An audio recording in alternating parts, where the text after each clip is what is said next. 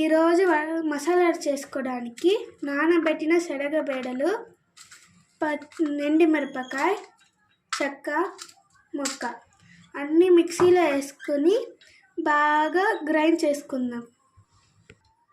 So ఇప్పుడు ఒక్కొక్కటిగా లోపల వేసుకుందాం.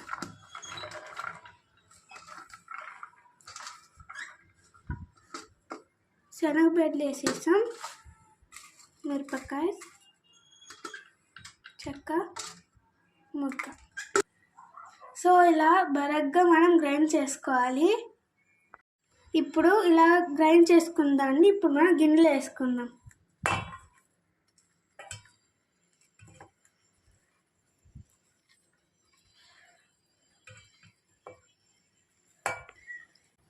దీంట్లో లైట్గా వాటర్ వేసుకొని తిప్పుకొని మళ్ళీ దీంట్లో వేసుకుందాం.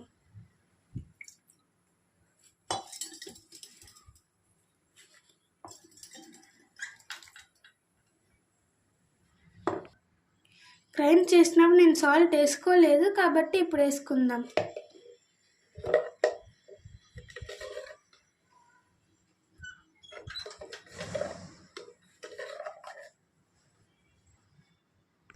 సరిపోకపోతే మనం మళ్ళీ వేసుకుందాం కలుపుకున్నాక.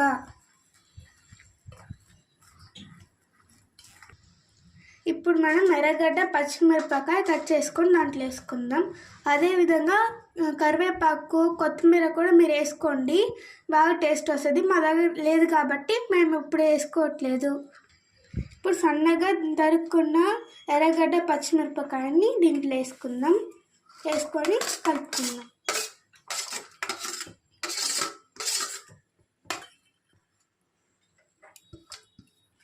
ఇప్పుడు మనం దీన్ని కలుపుకుందాం. ఇప్పుడు మీకు కావాల్సినప్పుడు టేస్ట్ సరిపోకపోతే ఉప్పు వేసుకోండి. మీకు కావాలంటే ఉప్పు వేసుకోండి. ఉప్పు వేసుకున్న తర్వాత ఇలా బాగా మిక్స్ చేసుకోవాలి. తర్వాత మనం డీప్ ఫ్రై చేసుకోవడానికి గిన్నెలో ఆయిల్ వేసుకుందాం.